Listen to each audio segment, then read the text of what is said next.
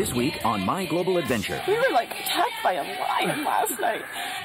We had been sick, we had been tired, we had gone through all the rigmarole of travel, and it was like, oh, can something just be flat out just fun, like just fun?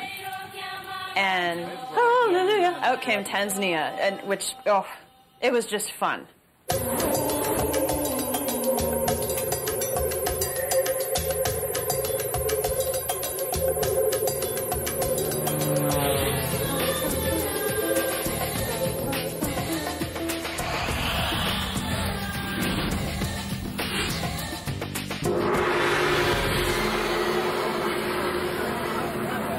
Day 66. We've officially shaken the Egyptian dust from our sandals and moved south to Tanzania.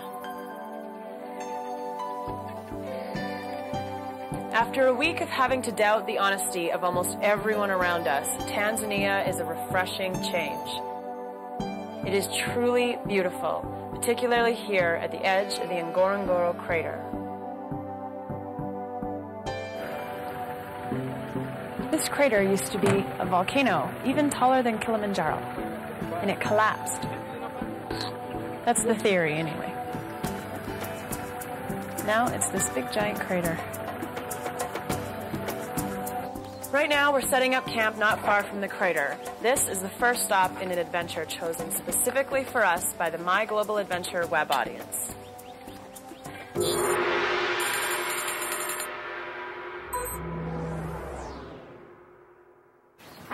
My bed for the night. We tented right on the edge of the crater, a whole bunch of other people, and which was cool, as we got to sort of talk to other people that were there, and it kept us from being separated from the fact that we were in the wilderness, we were in the thick of it. It's a mighty chilly night. I'm not looking forward to warming that bed up at all. But we're not complaining because we just spent a week in Egypt and it was hot without fail, so. All right, everyone. Good night. If the hyenas don't get me, I'll see you tomorrow.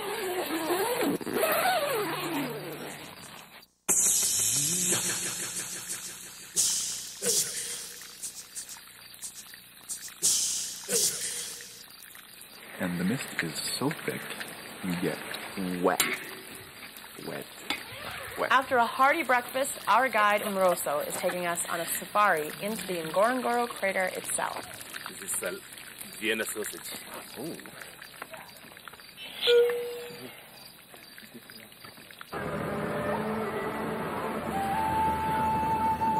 The Ngorongoro crater is considered the 8th wonder of the world, with walls as high as 900 meters and a giant valley floor 235 kilometers square. It has been compared to Noah's Ark and the Garden of Eden, all rolled into one. And as the sun came up, the cloud, it was like pouring over the edge of the crater, and it would sort of retreat and come back over the edge of this thing. It was beautiful. I was thinking, okay, this is good enough. Even if we don't see any wildlife, this is good enough because it's so beautiful.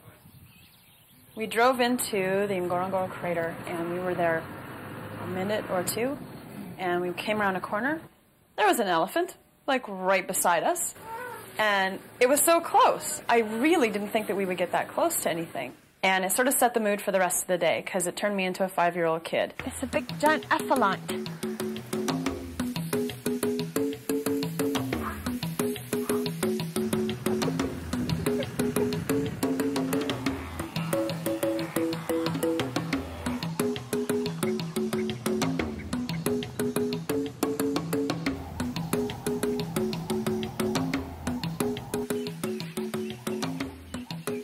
Doesn't seem like very effective camouflage. Oh my god!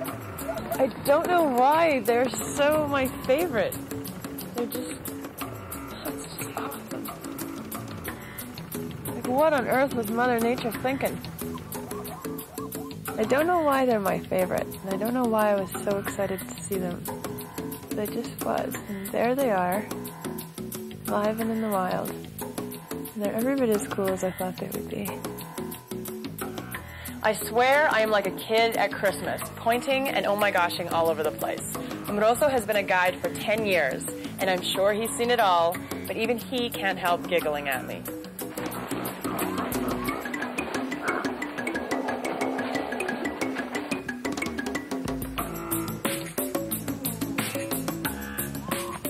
There's a whole bunch of them coming on over. Ladies and gentlemen, we have lions.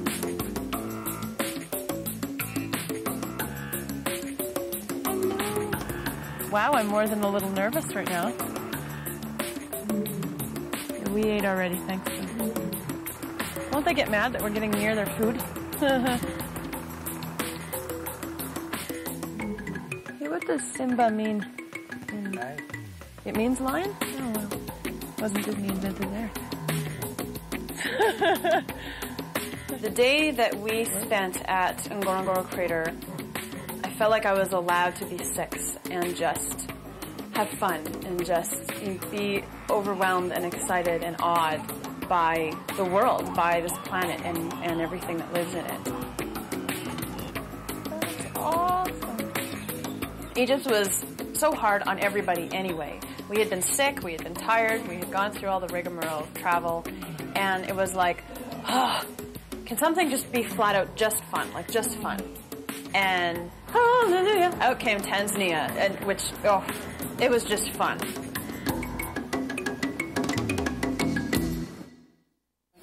Lions and elephants yelling, and I was laying there completely freaked out. And I thought, okay, if I survive this, this is going to be the coolest night of my whole life.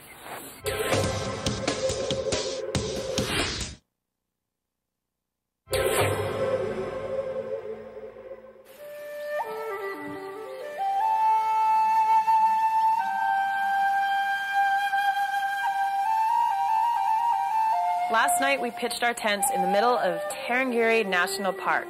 It's this huge wildlife preserve in the Tanzania lowlands. I swear it was like sleeping in a giant zoo. Morning. Morning. We were like attacked by a lion last night. There was a lion? There was a lion? Maybe I'm like 4. Like, I don't even know. How close would you guess that thing was? Oh, there's let's see. Yeah, really close to our tent. Anyway, it was about, I don't know, maybe 2 in the morning or something. I took the bathroom so bad and I wasn't gonna get out of my tent. Forget it. It was so scary. There was like lions and elephants yelling, and I was laying there completely freaked out. And I thought, okay, if I survive this, this is gonna be the coolest night of my whole life. And we survived it, so it's officially the coolest night of my whole life. And I'm going for a run, I think.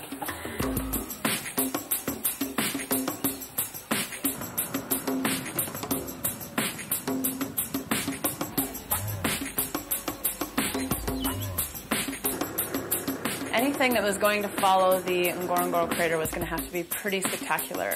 So I couldn't have picked anything better than Tarangire National Park. We were camping right in the park, in the center of wildlife. And that became evident to us by the fact that as soon as we drove in, we turned a corner and there was this family of like 8 giraffes just standing on the side of the road. What am I doing? Sitting down. We have a roof.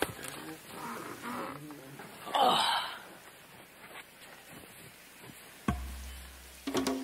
Giraffes are one of the only 2 things that we missed yesterday. Giraffes and rhinos. Are we going to get a rhino today? No. Not get a rhino. There's no rhinoceros here? You know what?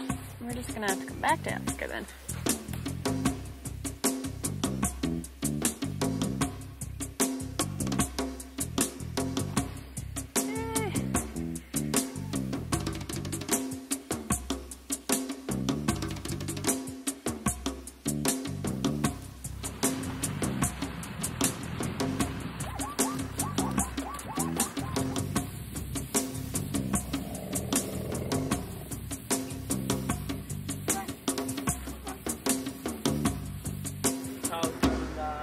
One bonus on the trip through Tarangire is the chance to get to know Umroso a little better. If you've been doing this for 10 years, you must have some stories. Well, I've seen some interesting things here. Like one time in the crater, we saw a lion 5 lions trying to kill a buffalo. and they didn't succeed. It was a big buffalo, and there were 2 young males and 3 females. And one young male jumped on the back of the buffalo, tried to bend the neck, and he didn't succeed. We watched that for maybe half an hour or 45 minutes. Really? And the buffalo succeeded to get out of it. Buffaloes are very tough to kill. Wow. Lions kill them, but they're tough to kill. Omarosa takes us to one of the local watering holes where zebras and wildebeests hang out together. It's kind of a you scratch my back, I'll scratch yours kind of relationship. Zebras has got very good eyesight, while wildebeest doesn't have good eyesight. Wildebeest can smell, good at smelling. Even like Serengeti, when they migrate to Mara and, you know, in different places, they can smell the rain from far away. They will turn around and go this way. Really? Yeah, but eyesight are not good. So they pair up. But zebra has got very good eyesight. So when they stay together, they can see predators from far and they will start moving. Smart union. When we got back to camp, nothing had been packed up because the guys had to hide from a herd of invading elephants. Now, that's a story you're not going to get back in Canada. After the elephants finally allow us to pack, we head for Maasai country. And word has it that Maasai men drink blood, fresh blood. I guess I'm going to find out for sure tomorrow.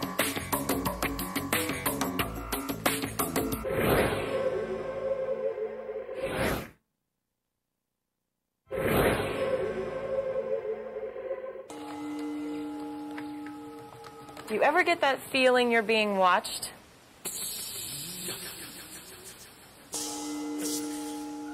It's funny how that happens sometimes. We are on our way to Longido, the Maasai village not far from where we camped for the night. So that's why everything is... My guide is Ali Mwako, who has been working for more than 10 years to try to help integrate Maasai culture and tourism into a win-win situation. Tourists are charged a fee to visit a Maasai village, but their activity is strictly regulated by people like Ali. The money is used directly for improvements to the Maasai lifestyle, so villagers are genuinely open and welcoming to visitors. Now you have to touch their heads when you're greeting them this morning. Touch their heads? Yeah. Oh, okay. Yes. Hello. Habari New Year. Hello. They retain their sense of dignity while welcoming us in, which is something that we haven't necessarily seen all along on the trip. Sometimes it's almost, you feel like you're being sold a culture. They're selling their own culture for the sake of the tourist dollar. I didn't get that impression with the Maasai. I had the impression that they're very proud of their culture and very well grounded in their history. And so when we met them, we could meet them unguarded and we could meet them as people, person to person. They were as interested in who we were as we were in who they were. Yeah. Oh, okay. Yeah. The Maasai are one of a few tribal cultures that have actually managed to preserve their heritage and traditions in the face of a rapidly changing world. It's still a patriarchal society where polygamy is widespread and women play a subservient role. So that's why you see a woman is doing a lot of work in the Maasai community. To taking care of the infants, to construct the houses, to try to find food for the family. That's a woman work. To buy the uniform for those who are attending classes, to pay the school fees. Oh my gosh, okay. Yes. Only funny enough, nowadays. The roles of men and women in Maasai culture is another example of where if you read it in a book and you take it theoretically, it's very easy to take a feminist stance on it, but once you actually experience the culture, it's a different thing. Where's my translator? Hello? I think I'm losing my watch. I was really impressed with the fact that the women seemed to hold a powerful amount of dignity. And I was thinking that if you're sort of sold as property and there's a whole bunch of you to each man, you're kind of going to feel like property. And they didn't. They were individuals and they were very strong, very sort of solid kind of a presence to be around. Once the women are done, what's left for the men to do? The men, when they have already have a number of cows, you see they can just relax, counting the number of cows when they are getting out for a grazing, and also recounting when they are coming back. The Maasai culture, as well as the economy, centers around their cattle, which provide most of their needs. The milk, the meat, the hides, and of course, the blood. The Maasai often drink the blood of their animals. They believe it to be a source of good health and renewed energy. The color of the blood is also predominant in the clothes they wear. Okay.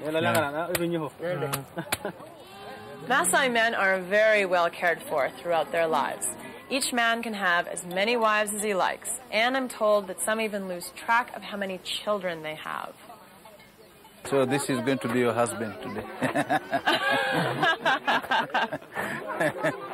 I got enough work to do, thanks. The Maasai way of life is simplistic, but it's far from simple. So much of their lives are based on stability rather than change. But instead of atrophying, the culture is strong, well-grounded, and it has managed to keep its identity in a world that seems to be running headlong into an identity crisis.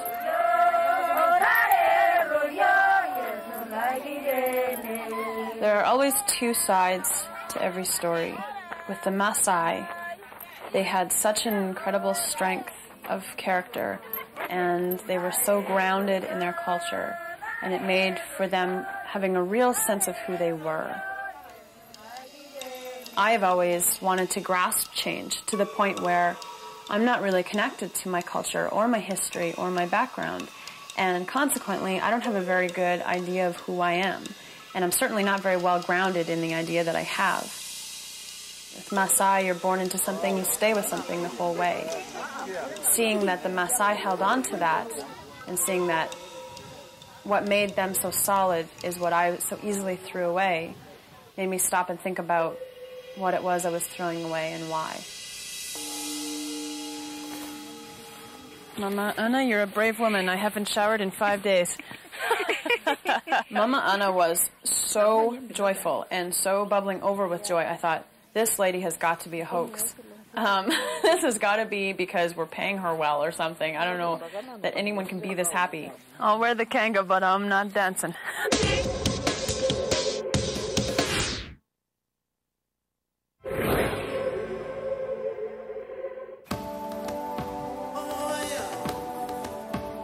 Mount Kilimanjaro. If there is any image of Tanzania familiar to the world, this is it.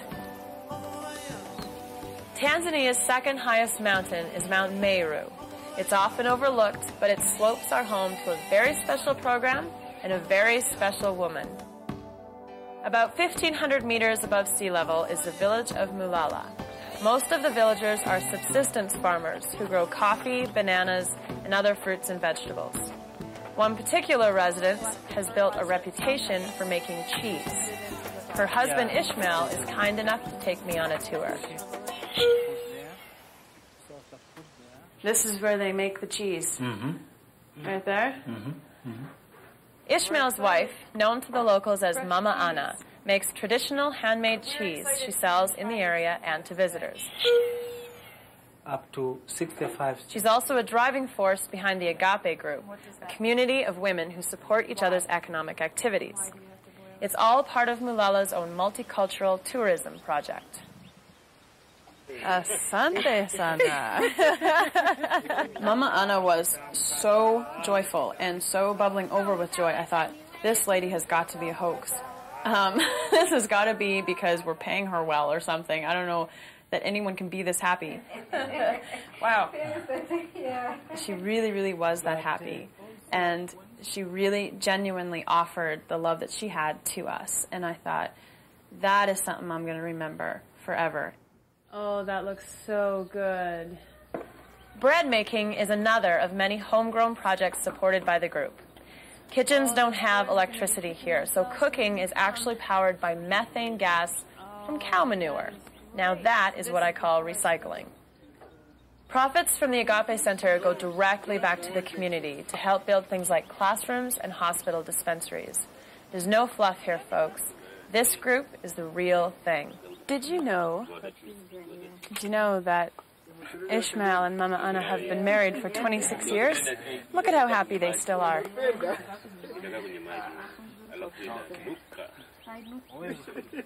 That's because he pays the bills and she's allowed to cut the cheese. It's excellent. Nzuri. Swahili. I think it's a natural outcome if you're a loving, generous kind of person that everything you touch turns into that kind of gold. And what Mama Anna was doing was really simple, it was really basic, but it was working and it was helping and it was connecting people in a community. And I think that's a natural outcome of the fact that Mama Anna was who she was. She was such a kind, genuine, giving person, and it showed up in the fact that what she was doing was really helping the community and helping the environment.